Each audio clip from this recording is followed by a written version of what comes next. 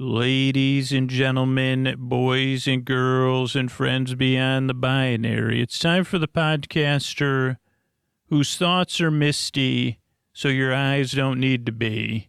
And really, I'm just here to take your mind off whatever's keeping you awake. It's time for Sleep With Me, the podcast that puts you to sleep. How you doing? I'm here to help. And here's a couple of ways we keep the show free for everybody. All right. Hey, I don't know if you're a current patron, you're a patron in the past, or you've been thinking about it, or you're like, no way, which is all fine. All those things are cool. Like, I'm laughing because it's true. A lot of people would say, well, that's not cool. Cool with me if you decide to be one or not be one. But we're doing this thing. If you have been a patron or you are, it'll be opt-in. It ends on October 31st, so you'll be getting an email after that about getting in our time capsule. You'll be able to opt in to get your first name in a time capsule, or your nickname or whatever. October 31st is like around the 6-year anniversary when the podcast started. But I don't know if that's pretty cool thing to get in the time capsule. And then we have our perks, like at $5 a month to get ad-free episodes without the music or without the jingles or whatever. And some people like that. You also get some story-only episodes every week. At $10 a month, people like the all-intro episodes and a bunch of other stuff they get. Or $20 a month is just people that say, hey, I can do more. I mean, there's a cool Sleep With Me dog tag or keychain. The real reason to become a patron is because you want to, right? Those are perks, and those you say, okay, actually, that I like that, but really, I want to become a patron because I listen to the show every night, or I listen to 8 hours of episodes a night. Or I asked the patrons, and Chad said, you know what? I just enjoy supporting channels I get a lot out of. That's simple. And Kristen works nights, so sleeping in the morning is really hard, but also really important. And by listening to Sleep With Me, Kristen can be rested and then be more effective at work. So those are a couple reasons. And I don't know if you have a reason. You say, oh, wait, I do have a reason. I've thought about it. If any of that resonates with you, you say, well, you know what? I'm just rebellious. I want to pay for a free podcast so other people can listen to it. That's rebellion. And those are the kind of wild rebels that support the show. But there's also reasonable rebels like say, yeah, that's cool too, Scoots. But really, I just get value out of the show, and it helps me, and I enjoy it. So if you thought about it, do it before October 31st if you can, so that you can get in this time capsule. But only do it if you have the means and you want to. So if you choose to become a patron, go to sleepwithmepodcast.com/patron. Sign up, and I really appreciate it. All right, it's time for the Sleepy Supporter Zone. And I had a lot of people that supported native deodorant, so it's a long list. Diana, Shay, or Shay-ish on Instagram, Paul B., Rachel M., Allegra, and Bob. And it seemed like a lot of people are rocking that cucumber mint, so I'm going to have to buy a full stick of the cucumber mint to keep up with all my listeners. I haven't heard from anybody else that's wearing the Coco Loco like I am, but I'm loco for Coco Loco. No doubt about that. So thank you, Diana, Shay, Paul, Rachel, Allegra, and Bob, for supporting Native. You can find out all about all our sponsors over at sleepwithmepodcast.com/sponsors. Let me know about it. Tag the sponsor, tag me, so I can say thank you. Thank you in the Sleepy Supporter Zone. Sleepy Supporter Zone now over.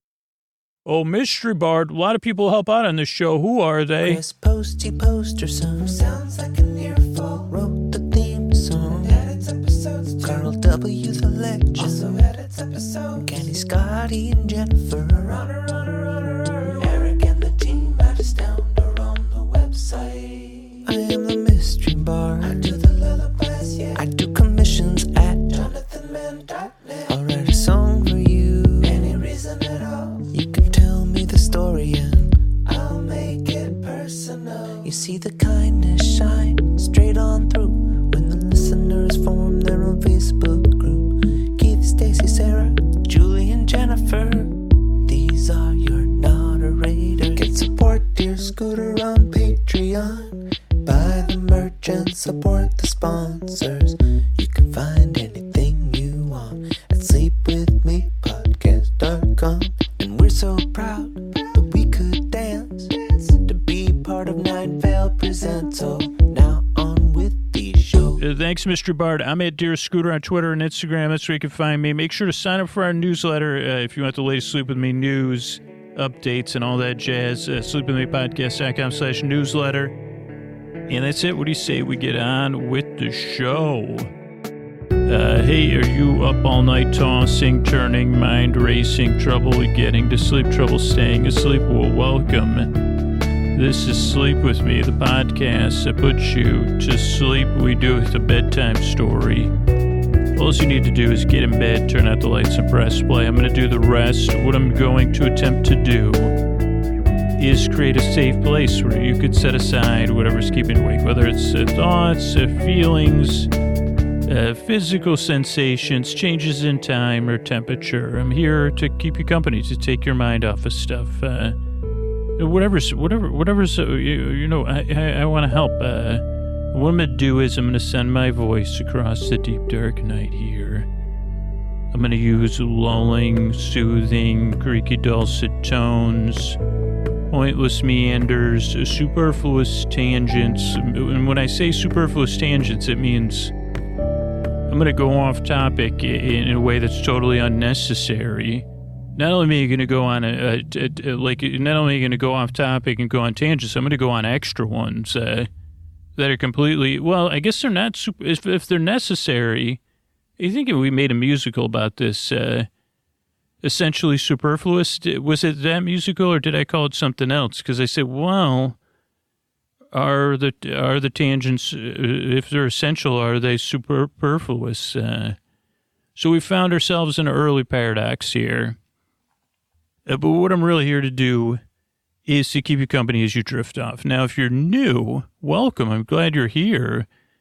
And I really hope I can help. I'm Scoots or Drew. You could call me either one. You could call me Scooter. You could call me Borbay. You could call me Borbud. In your case, if you're new, you say, well, I don't know. Who's this guy? Who's this dude? I'm here to answer those questions because obviously if you're skeptical or you're doubtful, that's reasonable. I mean, why wouldn't you be? There's a lot of stuff out there that's supposed to help you fall asleep. That's supposed to put you to sleep. And, a lot of people recommend this show, or you might have heard about it somewhere and you say, what the heck is this? What's this dude talking about? And I say, well, not much. The tangents are superfluous for sure. And most of the time, I don't even know what I'm talking about, but I am glad you're here and I hope I can help you. The reason I make the show, the reason I've been making the show now for a long time, since 2013, over 800 episodes, I believe. And the reason I say believe, because I don't really believe it, I say, holy cow, there's been over 800 episodes of this podcast. It's because I've been there, and I've been there since I was a kid, tossing and turning, mind racing, trouble getting to sleep, trouble staying asleep, trouble getting back to sleep, holy mackerel. And I guess all I wanted was like a friend to be there to keep me company and take my mind off of stuff. And so that's kind of what this podcast is ideally does. I'm the friend you don't need to listen to.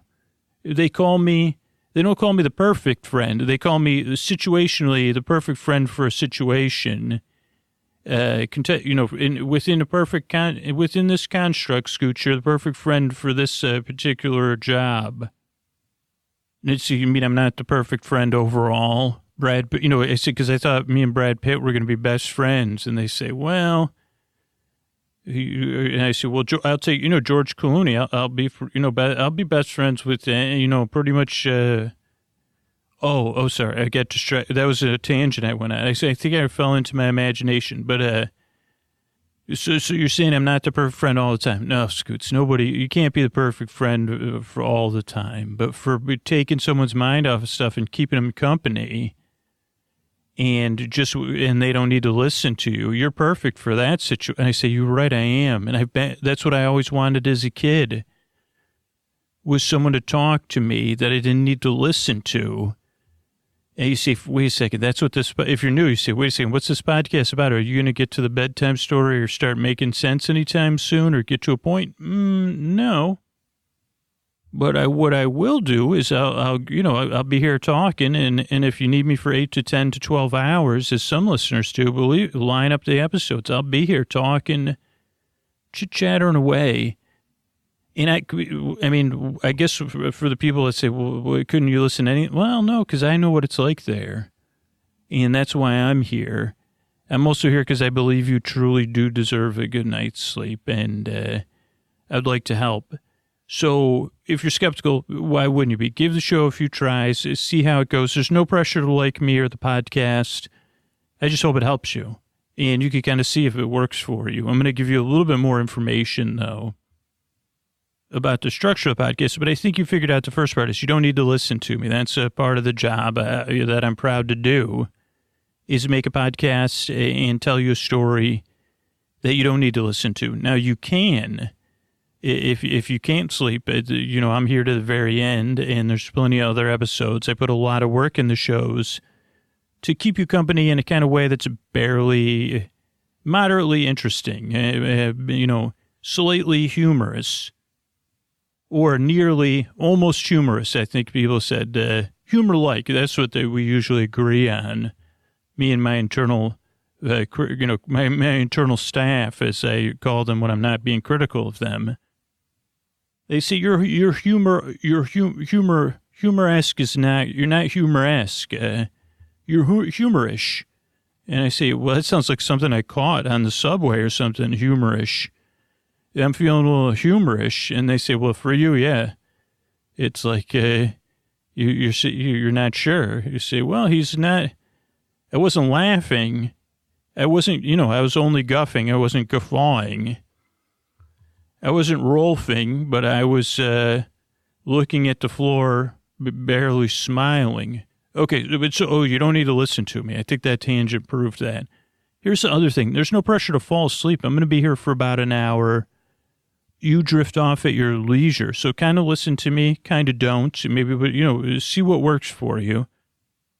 But, drift off in your own time. And that goes into the structure of the show. So the show structurally, it can be a little bit strange for new listeners. So I give it to you, even though it's a little late. You say, well, it's a little late now, Scoots. We already lost. I say, well, let me see what I could tell you. So the show starts off with a few minutes of business.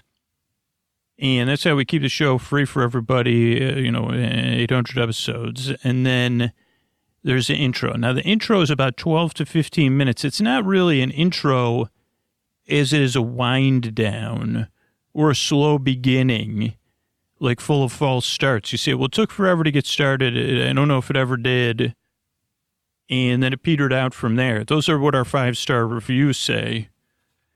It was like an engine that on a gas thingamajig that you pulled a cordy thing, and then it started going, and it made a pleasant puttering sound for a while, and then it puttered around like in a cartoon. I don't know if it was a motorboat or a two-wheeled vehicle, and then it kind of just poof, poof, poof, poofed at the end.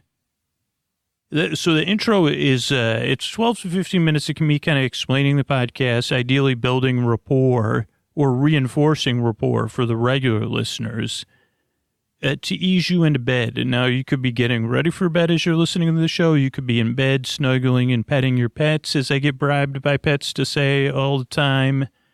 Petting those sweet, sweet pets, that really, and while I don't let my dog in bed with me, all your pets should be in bed with you. Also, pets, we're working on that new pet coin, so you could pay me by pet coin once it's invented. But cats, I'm not expecting much except for a dirty look or whatever it is, walking away with your tail up or whatever you call it. Okay, so where was it? Oh, so the intro.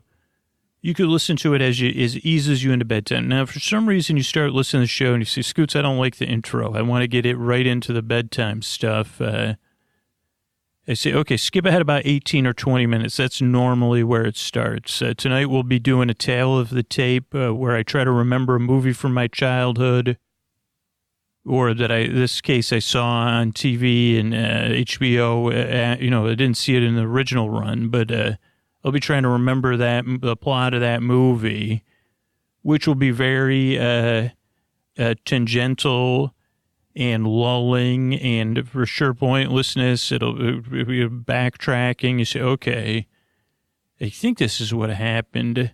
I'm pretty sure this was the main character's name, and this was who was in the movie, or whom. Oh, you're right, whom.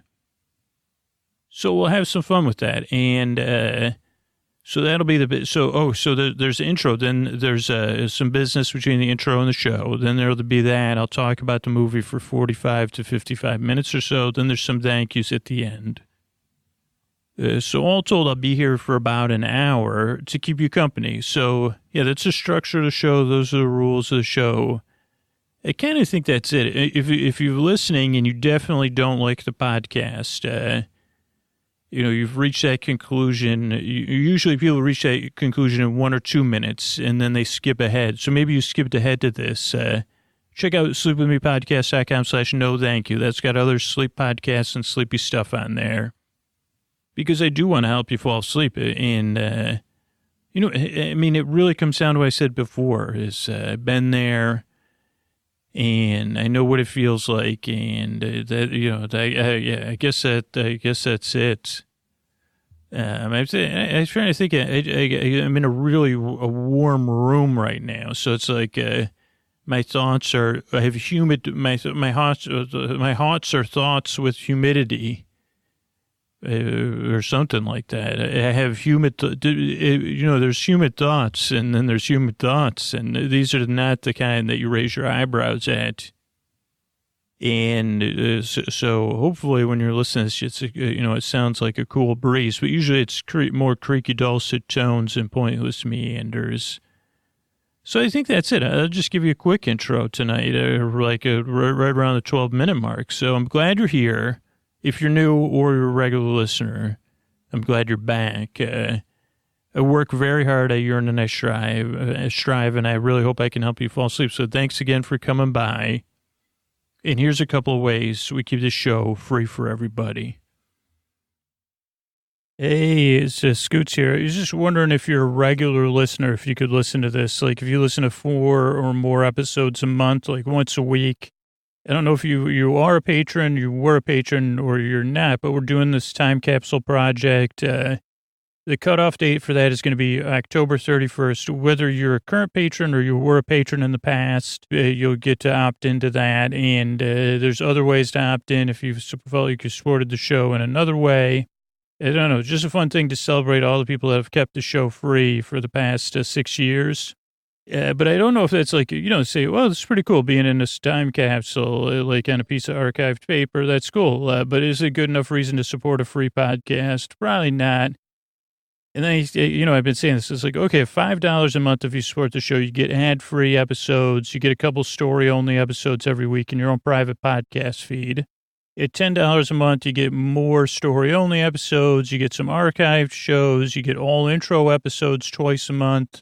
But again, that's a perk. You say, well, okay, $10 a month. Yeah, that's like what it costs for me to eat out lunch once a month. But if you have a reason and you've just kind of been like, oh, I don't know, like think about becoming a patron, sleepwithmepodcast.com/patron. At the time of recording, over 180 patrons gave me their reason why they became patrons. Kyle said simply, well, the messages worked. This is an amazing product I can't live without. And then Joanna said, I did it because I really wanted those extra episodes. I had the financial ability to do so.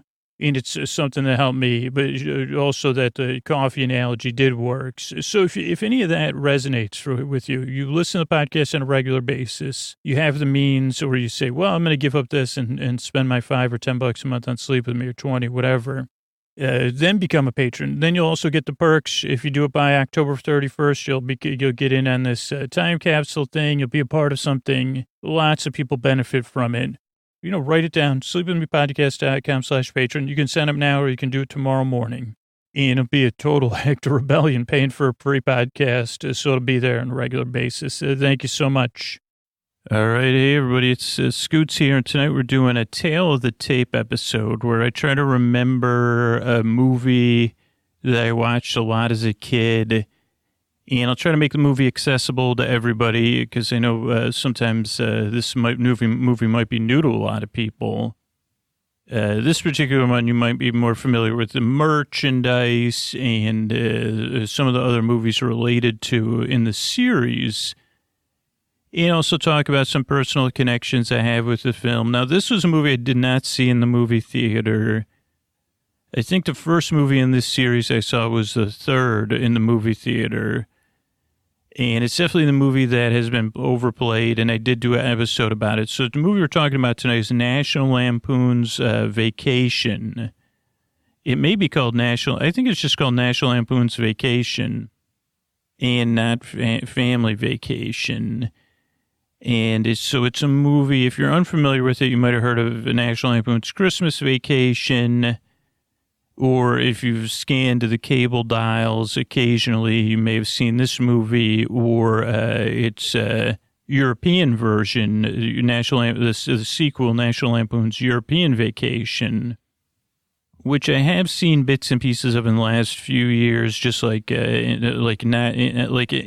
are not movies you really want to see on TV, but normally you do, just because the flow is interrupted by the commercials. Some of the comedy may be edited out or made into something vanilla. But this is a movie I've seen maybe 100 times, maybe not that many times. And so it's a movie about a family going on a road trip. So it's a genre film, and I think there's a TV show or two recently that I didn't see, series kind of about families on road trips. It's a popular genre.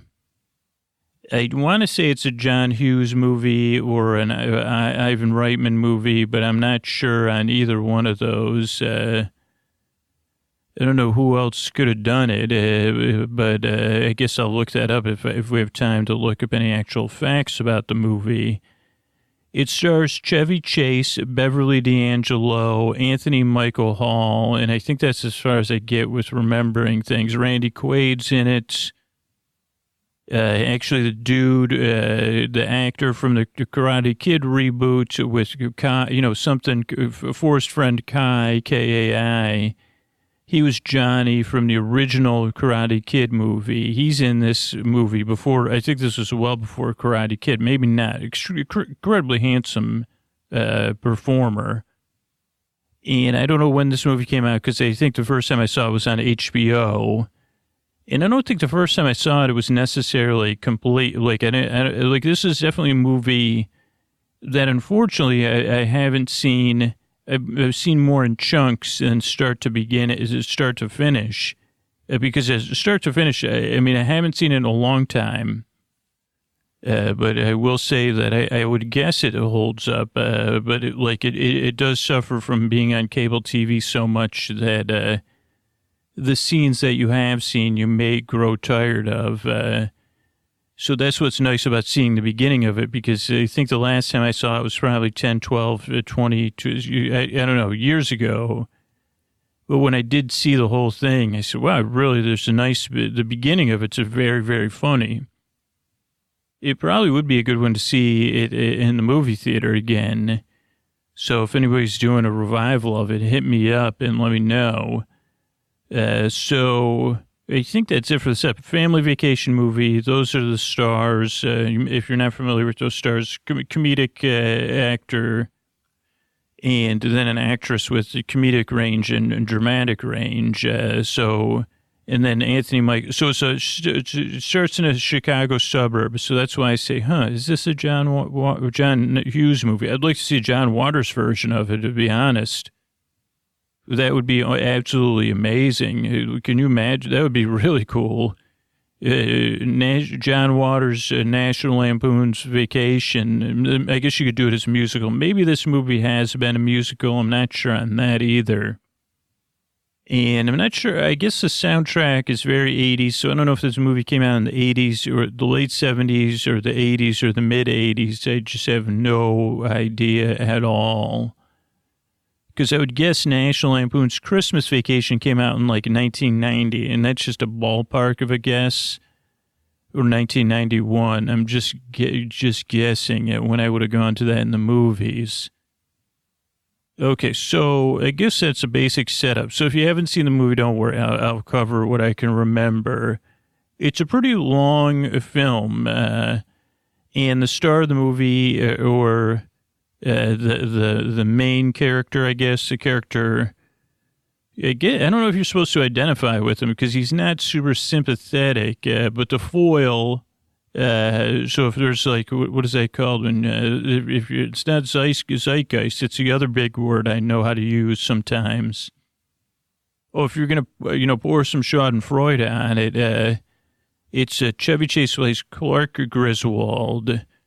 Ellen Griswold is played by Beverly D'Angelo. Rusty Griswold is played by Anthony Michael Hall.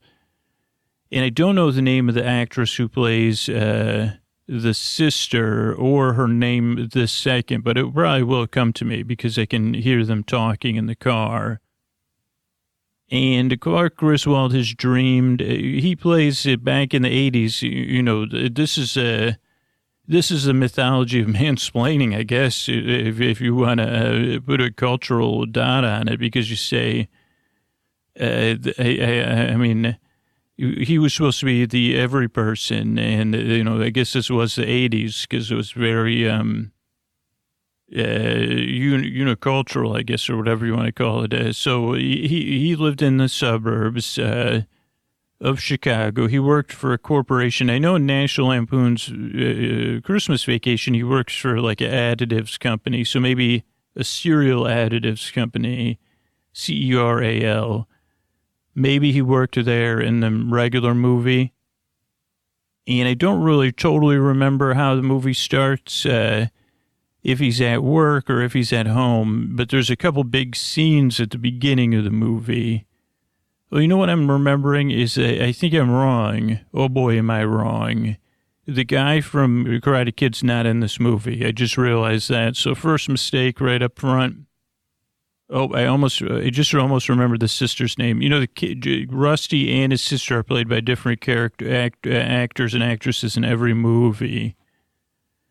So Johnny Galecki played Rusty in National Lampoon's Christmas Vacation. Maybe my memory's incorrect though.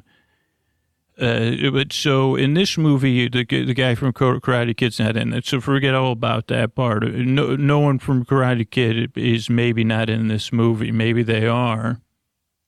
So Clark Griswold is I don't know. So he's a dude, like average dude, basic. Holy cow! And he works for somebody. He's a corporate droog or drone. I don't know which one. And he's a bit of a buffoon, which is kind of a typical Chevy Chase character. Big ego, but no self-awareness, and clumsy and goofy. So, and Beverly D'Angelo as Ellen, she tries to manage him, seems to love him for some reason, and their kids are just put out the whole movie. They said, geez, we got this dad who's too much. And so not surprising that I identified with the Chevy Chase character a lot as a kid. Let's get to the movie, right? Alrighty, Scoots. So the movie starts out, I don't know how the movie starts, but it has a song called "The Holiday Road" that's at the end of the movie that maybe there's some themes from that, I don't know if that's a Kenny Loggins song or not. There was once upon a time at the end of the movie, so there's the song Holiday Road during the credits, and I was in a basement of my friend's grandmother's, and we had been, I don't know how old we were, too young, but not old, and we were kind of, it was just me and a couple of my friends, and I guess we were PARTAYINGing or something, but not really, because it was just 4 of us. In his grandmother's basement's house, and it was late at night, and we were all singing along with the movie at the top of our lungs. So it was like a high point of my like a childhood or teenagehood. But this was after we had seen the movie thousands of times. So the movie starts, Well, the scenes I remember from the beginning of the movie is like, one thing is like nothing ever goes Clark's way, and he always has unrealistic expectations. So he's going to buy a new car for their family trip. They're going to Wally World. You say, Scoots, what's the goal? And what are the needs of the characters and stuff? I say, well, I don't know about any of that stuff, but I do know their goal is to reach Wally World in California. And that's the reason I was thinking of this movie is because I went to Six Flags Magic Mountain and Knott's Berry Farm with Ray a while ago. And I think the movie was shot at one of those theme parks, but I think it was Six Flags Magic Mountain, just the end of the movie. Also, yeah, John Candy's at the end of the movie. Not that's not really a spoiler. So the movie starts with Clark trying to pick up his new car that he ordered or had purchased, and he goes, I don't know if Eugene Levy's in this movie, but I don't think he is, but I don't know why I just saw it. Eugene Levy just popped in my head. I said, hey, Eugene. I saw Eugene Levy across the room. I was too afraid to approach him, but at some event last fall, I was in the same room as him, one of my heroes. But, you know, anyway, who else was in there? Some other famous, like I said, but I said, well, I'm just going to sit here and stand here with my sparkling water alone. Don't talk. But I did, anyway, where was I? So he goes to pick up his car. And they have the car order wrong. He ordered the family truckster, or maybe he ordered some other car, sport package. I think it was a sport. He ordered, so this is going to be new for a lot of you younger listeners. You probably heard of these things called station wagons. And before they had minivans and SUVs, they had station wagons, which was like an extra long car, pretty much like a hearse. The only difference was the bodies packed in there were with the family. So that was the only car other than a van you could buy that you could fit like more than 6 people in, or you could fit a ton of luggage and stuff. So Clark had ordered some other car, but a station wagon. He drives up in his car that he's doing a turn-in or whatever they call that. I've never done that. All my cars have been driven to the end of their time, or it was a lease. But this one, like, is where you exchange, you get your credit for your car. A trade-in, that's what they call it. Thank you, car dealership brain. So he turns in his trade-in, and they already start taking care of that. So you see that car being mushed up to go bye-bye. And then Clark gets strung along by the car salesman, saying, oh, this car's even better than what you ordered. Costs more money, but it's so much better for driving cross-country. And the car kind of doesn't ever become a character in the movie, but it's like a vehicle for some jokes at Clark's expense, including this time because he, folds. He doesn't, he says, he doesn't, again, is like in this Rodney Dangerfield as a comedian in the 80s. I don't get no respect. So you try to cultivate the every person feel that when you go to get a car, it's always a hassle. It never works out. And people are always trying to pull fast one on you. So by the time Clark gets a car, it's not the car he wanted. It doesn't. It's horribly ugly. It's like green. It has like 6 sets of headlights. The station wagons back then used to have this fake wood paneling. It's got all that stuff. And plus his son's with him, I think. And he's like, Dad, these guys are messing with you. Aren't you going to stand up to him? And then he demands his car, but they had already, which I don't understand because they usually sell used cars, but I think it was just for a joke that they had put his car into a cube. So he says, I'm leaving here with my car, I don't want it. This isn't the car I ordered. And they said, well, here's your car. It's a cube because he's leaving the next day on the vacation. So I guess that's kind of what happens. So that's one scene in the movie. Then there's other scenes. I think then there's a scene with him driving. The car's not working right. Then there's a scene where they're planning. And again, the family just wants to go to Hawaii, which I think in the 80s was I think people still go to Hawaii a lot, right? But like in the 80s, it was like the promised land. Like that's where everybody, especially I guess, I don't know if that was the thing in Chicago, but it's like, oh, you're going to Hawaii. That's the fancy place. And Wally World is kind of like, it's not as hyped up as Disney World in this movie, but for Clark, it is like this mecca of family purity and unity that he's chasing after. So then there's like a planning scene where he's like over planning. He's super excited about all the stops they're going to go to, the world's largest ball of yarn. And this one, I think, kind of sets up the our likability of Clark. It's like, oh, okay, you can pity him, but he seems genuinely excited for this. And his family's like, Dad, this is so lame. Then his kids start playing video games over. He's using a computer to kind of show the route, and Audrey is the daughter. Audrey and Rusty make computer games go over and take out his car and everything. So it's a little bit more comedic. Shows if family. Shows Beverly D'Angelo's character. I can't remember, but so she's trying to say, like, Clark, come on, like, we could still go to Hawaii. We haven't spent any money except on the car and stuff. And he's like, no, this is going to be the great vacation. And then they head out on the road. I guess this is where you'll probably get lost pretty quick, because I don't really remember where they go or what happens next. So they leave Chicago, and let's see. They, I don't know what, so they have a ton of luggage. I remember this much, but I think this must have happened later in the movie. So I don't know. So they set out, they say goodbye to their neighbors, and they hit the open road, right?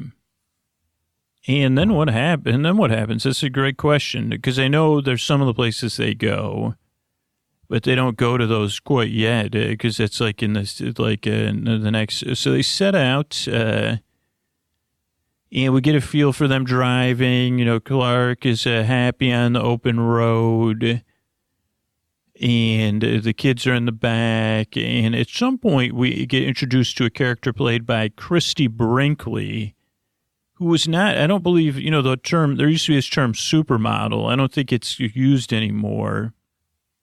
And she was one of the original supermodels, I believe, or like right around that era. And for me, as a young male, I was like a prepubescent male. Like, this was like one of my first internal stirrings, I'll be honest with you. And not just, well, anyway, we don't need to get into details. So this was part of my formative experience, this film. I don't know, it just was. I guess that's why I'm having trouble speaking. It just really was a part of my formative experience, and probably in ways that was not exactly realistic, because she's driving like a Ferrari, a red Ferrari. And I believe she makes like 3 or 4 appearances in the film. And she's kind of plays this very this fantasy character where she goes racing up next to Clark, and then she sees Clark, and I don't know what draws her to Clark. Because again, this movie's probably written by people that identified with Clark. So they were like, oh, she's definitely finds him attractive or likes to flirt with him. So she's kind of flirting as they're driving side by side, and Clark's sweating. And that's just one scene that's like, I remember, because they said, holy moly, does this really happen? I don't even know how to drive a car yet. Like, because they try to pass notes to people I have a crush on. They won't give me the time, during Spin the Bottle. Remember, I told you this on an episode. It's like, it's just true. Like, no one wanted to kiss me. And then the one person that did, I was friends with, Julie, she said, remember, this doesn't mean anything. It was a good thing she said that, because I was like Ralph Wiggum. So I guess it skewed my view of, they said, oh, one day someone will just drive by you in a car. That's how you become, you transition from boyhood to, one day someone will just pass you by in a car and say, let's drive fast together. So just in case you're listening and you understand any of this stuff I'm talking about, doesn't, that's just, it's just a movie. Okay, so how does a movie start out, though? Holy mackerel. It's like they get on the road. Where do they go? They go to, I'm trying to think of the places they went alone. I mean, I would think, I know at some point they stop at Dodge City, and it's just the four of them. So we see Christie Brinkley, Clark sweating. Then he's driving. Then they go to Dodge City, which is this. I don't know where it was. Maybe that's Dodge City maybe that's, I don't know. But it's like an Old West style town, like a movie set almost. And they go and they're doing tourist stuff. Clark kind of overplays his hand with the bartender. Clark and Rusty kind of have some bonding, but it's kind of Clark plays a bit of a buffoon, and I know that was a scene. So I remember that one. So that happened. I'm trying to think what else happens. I know they lose their luggage. I thought that was later in the movie. There's a point where Clark's driving. I'll just go in not in order because of what I remember, but trying to put it in order. There's a scene where Clark's driving and everybody's a little snoozy poo. And I think this is when they lost the luggage. And Beverly says, I almost remembered her character's name. But she says, Clark, honey, turn out the TV, go to bed. He says, okay. And then they accidentally just drive into a motel parking lot. Then they get 2 motel rooms for mom and dad and the kids. And then they just they have one of those vibrating beds, the parents, where you put 2 quarters in. And Clark is kind of like a charming goofball in this movie. So he says, hey, honey, rub-a-dub-dub. I got some quarters for this bed he had champagne. I think this is all in this part of the movie. And then he says, yeah, let's get, let's drink some champagne, that's what Scoots thinks adults do. But then they do, then the bed breaks and it's vibrating out of control. So they move to the floor. They're just holding hands, the kids. And then the bed is making so much noise. The kids come in the room. They're under the covers on the floor. And the kids are young enough that they're like, you guys are just so weird. What are you doing? But it was pretty comedic and funny. I don't know. There must have been more scenes in there. I remember another scene where they're lost in another city, I think St. Louis. And maybe they went to the St. Louis Arch. I remember them driving through St. Louis. They ask for directions. They lose their hubcaps. Maybe they lost some tires. Let's see. I don't think there's anything else in that scene. So that was St. Louis, Dodge City. They lose their luggage. Then Clark goes to a hotel to try to cash a check. Oh, because he had this was before ATMs in the 80s or even credit cards. Most people didn't have credit cards, I think, when this movie took place. If you want a good episode of 99 PI, what was it called? Something drop. Where's Hangtown Fry from? Because it was wherever Hangtown Fry's from. I don't know the name of that city right off the top of my head now. But anyway, that's a good name of that's a good episode about credit cards, but I can't remember the name of it. 99% Invisible. That's the name of the podcast. I just can't think of the episode. But so they have to cash a check, and of course, no one's going to cash a check, out-of-state check from a stranger without credit cards. So Clark borrows some money from a cash register, leaves a check behind. That was definitely after Dodge City because he was kind of feeling rebellious. So that happens. At some point, they go and visit Uncle Eddie, who's in his family, Uncle Eddie's played by Randy Quaid. And I guess I still try to figure out in the movies who's related to who. Now, Clark's not related to Uncle Eddie or his wife, Ellen, and I don't know. And I don't think Uncle Eddie's related to Ellen. So I think Ellen's sister is married to Uncle Eddie. And they had a few different kids, but they also had a daughter and a son that were the same ages as Rusty and Audrey, close to it. So we get some comedic scenes where Audrey and the daughter, the daughter of Uncle Eddie, and I can't remember the name, but so she teaches Audrey about the cannabis business. But this was back in the day when all she did was, keep it in under your, like she grew her own cannabis. She was way decades and decades ahead of her time. So she teaches, the joy of, for Audrey that's 420 somewhere. And so Audrey gets to realize for part of the trip, which probably would be handy. I mean, not to encourage it, but, if you're Audrey's age, to have it be 420 all the time in that car with the family. She was not old enough to drive anyway. And then, Rusty, it kind of is a little bit, this is a dated movie, so there's jokes at a lot of other people's expense that probably you'd be like, oh, I don't know about this. Problematic. I would say there's lots of problematic scenes. Like the earlier scene in St. Louis is definitely problematic to me. And I guess I would say this one because it's kind of just making fun of their circumstances. But, I mean, there's some cool things where they twist it because then Rusty is with the son, and he's kind of like, oh, you guys don't have video games. Life in the city's so much cooler. And then he kind of says, well, I could teach you about, did you ever hear about Jocelyn Elders and what she wanted to teach kids, which is totally natural. And Rusty said, I have never heard of Jocelyn Elders. And he says, well, have you heard of Masters and Johnson? And he goes, there's like something like that I could tell you about. He goes, you don't know about it already? You didn't naturally discover it on your own?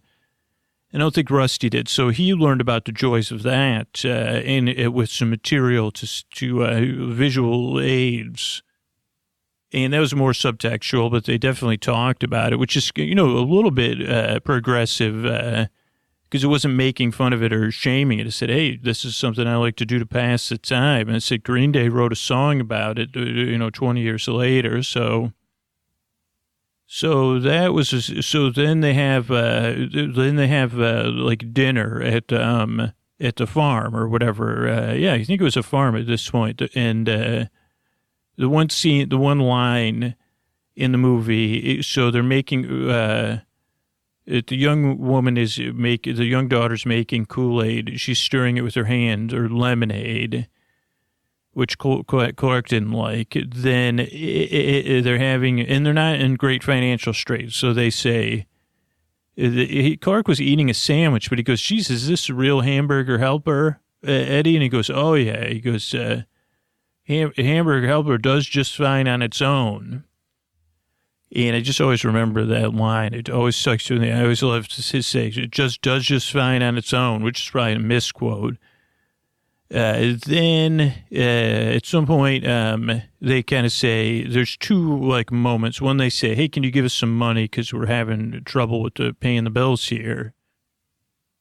And it takes a while, and then they say, Clark says, geez, how much do you need? And they needed a lot of money.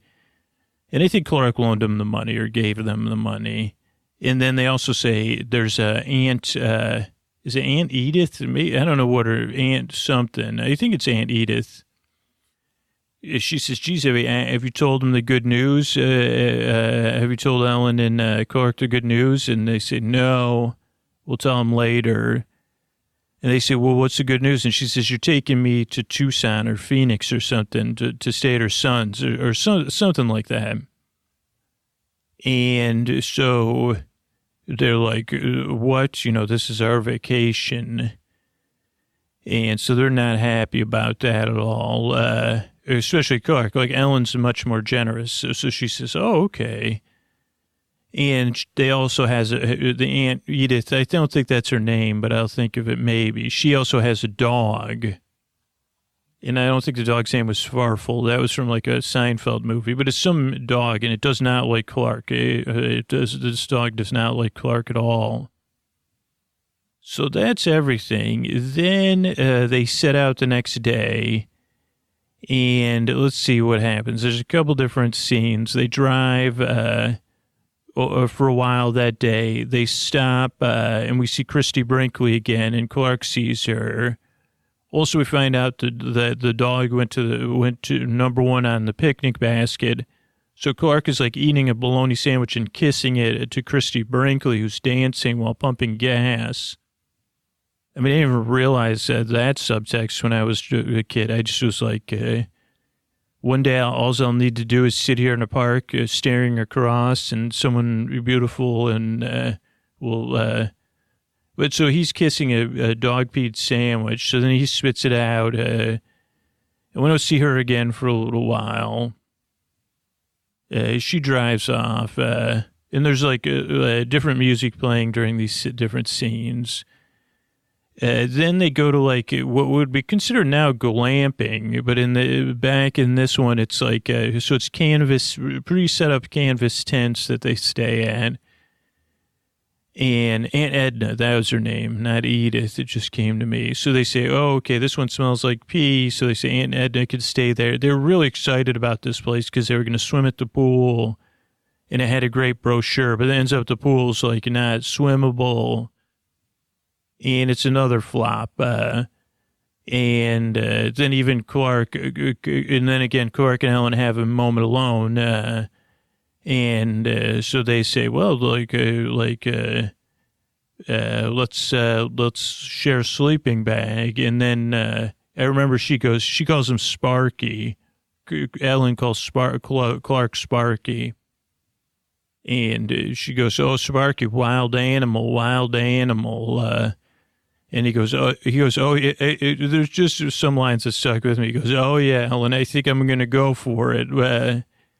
Which I said, now that I said, what is he talking about? Because I thought they were already kind of like holding hands, and I thought he was like, well, I was like, well, you're already holding hands. How are you going to go for it if your hands are interlocked, right?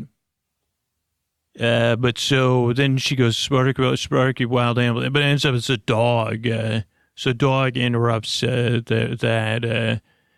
And Clark's not happy about that. So then the next day, they get in the car, and Clark's distracted. It ends up that after they start driving, they get pulled over because the guy says, geez, he says, you're on the highway to heaven. Your dog is. And Clark says, well, my goodness, I had no idea. He goes, don't worry, I'm kind of like the Michael Landon of the dogs on the highway to heaven, the big farm in the sky. But when they get pulled over first, like Aunt Edna's like, what did you do wrong, Clark? And then Rusty had some visual aids for his, Masters and Johnson's class. And Audrey had a whole shoebox full of cannabis. So everybody was like, what the heck? And I think there was even jokes about the magazines that Rusty had. And I think that was it, except that Aunt Edna had no idea that her dog was going to, going on the highway to heaven with this, Michael Landon character. So she was not happy. And I don't know what happened, what else transpires. If there's any other scenes that I'm forgetting. But so at some point, they're driving. It's kind of a low point because Aunt Edna's not happy. Everyone's like, Clark, this is a failed trip. It keeps getting worse and worse and worse. Why don't we turn back? Or why don't we just drop Aunt Edna off or put her at an airport? Oh, I think maybe the next scene. Okay, I don't know which scene is which. I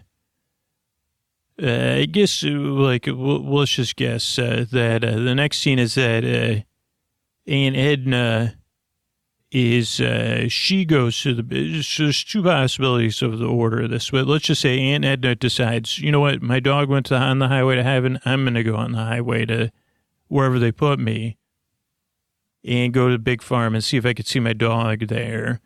she just does that while she's sitting in between Rusty and Audrey.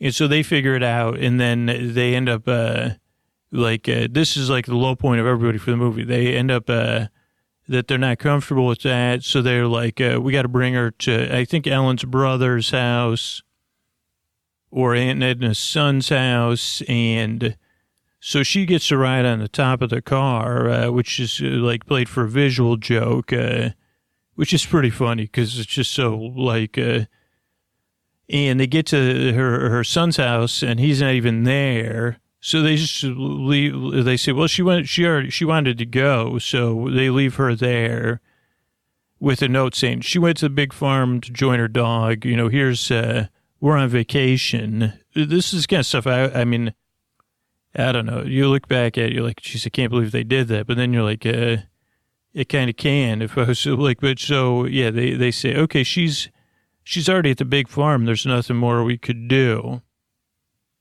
And at this point, everything is pretty much, I guess, I'm trying to think, maybe this was the second thing that happened, but maybe not. But then so the other scene that happens out there is out in the desert. They're driving.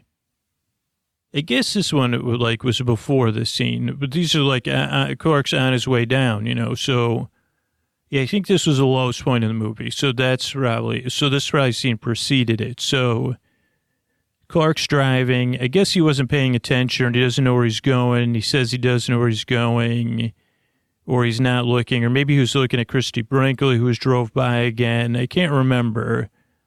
Well, he ends up driving off the road into the desert, gets 4 flat tires, and they're at a closed road, and he has to go get, like, they're in the middle of the desert, and so he drinks a beer with Rusty, and he has this moment, which was kind of a good moment. He said, "Jesus, this isn't going well," and Rusty says, "No, it's not going well, Dad. You're really, this vacation stinks," and he goes, "Now you're stuck here." And he goes, "You got to be in charge of your mother and your sister and Aunt Edna." Yeah, because they crack some jokes about how Aunt Edna smells like mothballs or whatever. And he goes, "I'm going to go look for, somebody to come tow the car." And then he goes out wandering in the desert, and it's kind of like, I guess it's like just a scene where he's like, loses it. He's like, I guess it's like for him to vamp a little bit Chevy Chase, because he kind of sings and mumbles and wanders around. And then he finds his way, or somebody helps him find a gas station where the car already is, and they overcharge him, of course, for like 4-bolt tires. And now he's out of money. I think he's like giving money to Ellen's sister and Uncle Eddie, and that much. And then, and then they go with Aunt Edna, and actually they say, "Well, is there any money in Aunt Edna's purse? Because we have no money."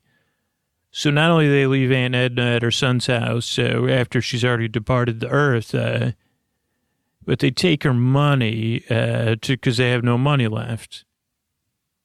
And now this is it for Clark.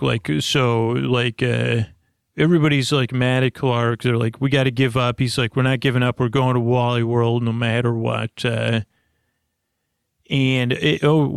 when Clark decided to loan Eddie the money or give it to him, he said, "Eddie, you have really nice shoes." Eddie had these like white leather, like kind of dress shoes. I don't know, like you'd see like someone wearing a leisure suit with or something.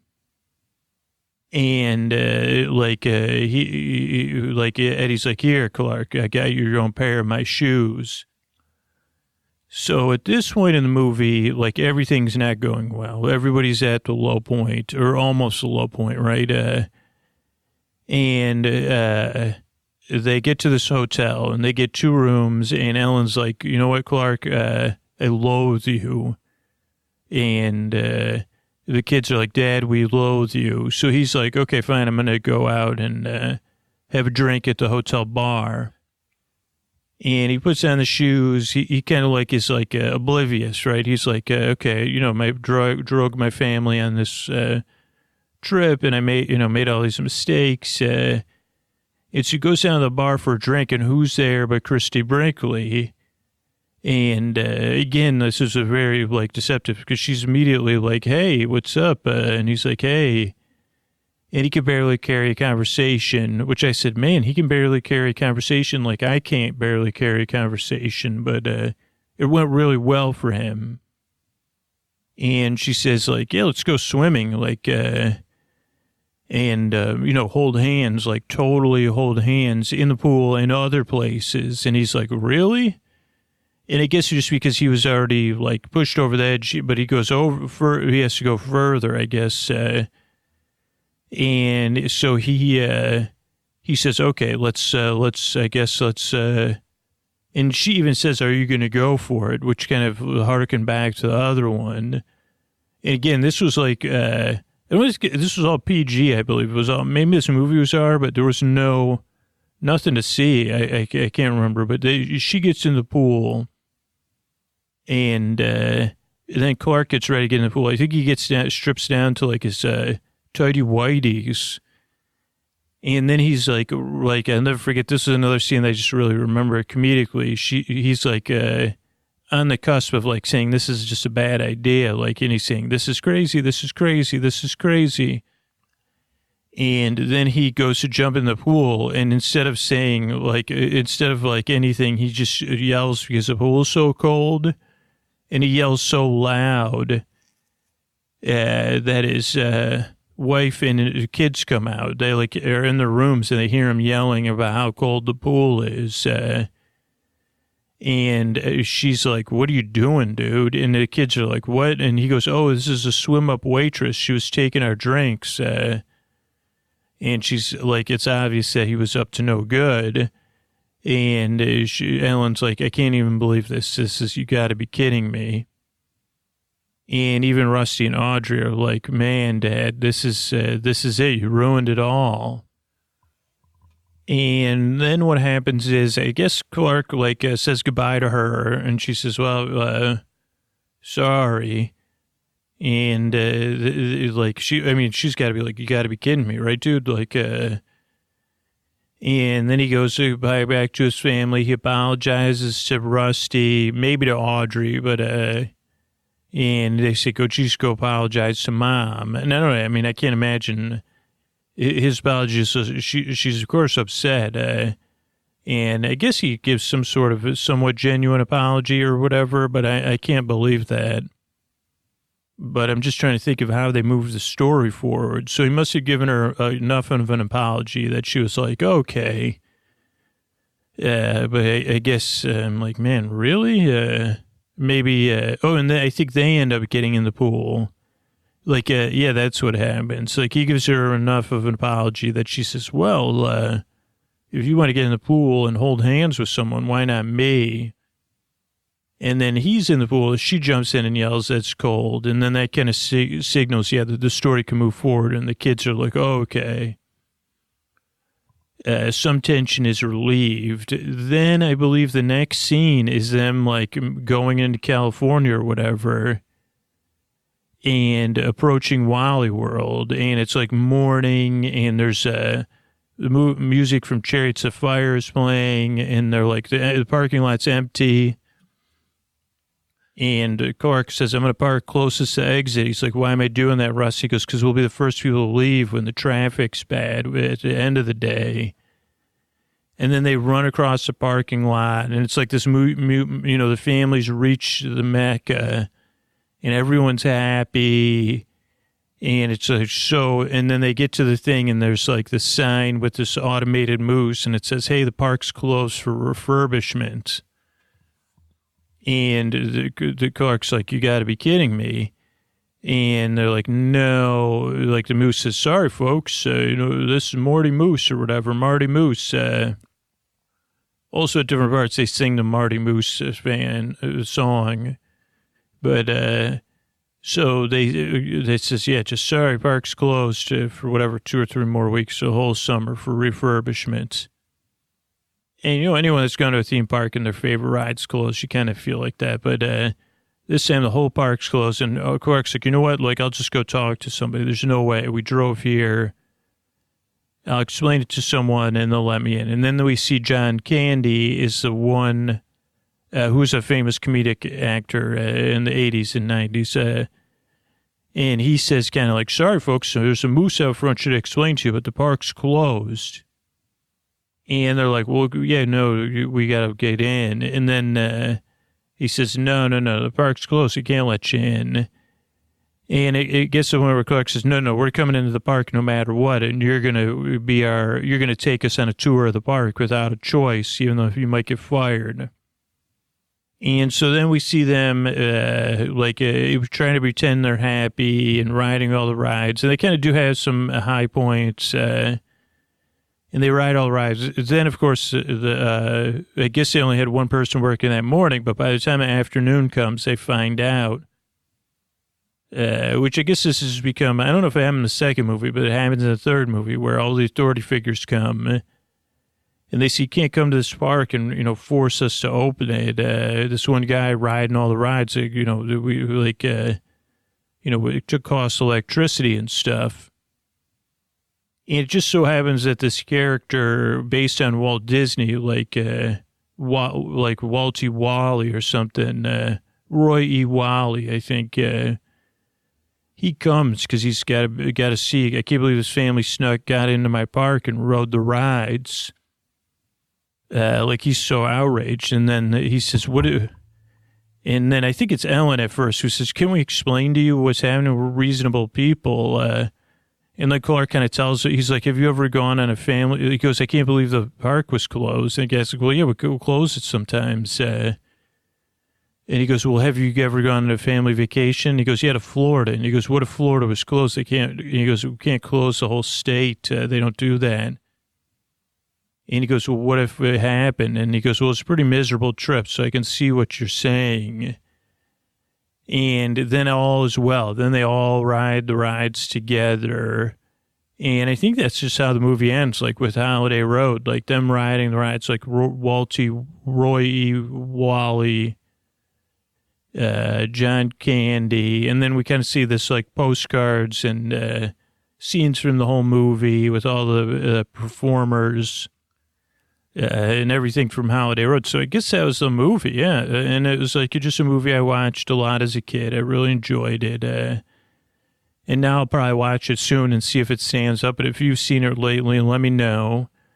But yeah, it's definitely a movie if you're younger that you might want to check out to see if you enjoy it. Thanks so much for listening and good night.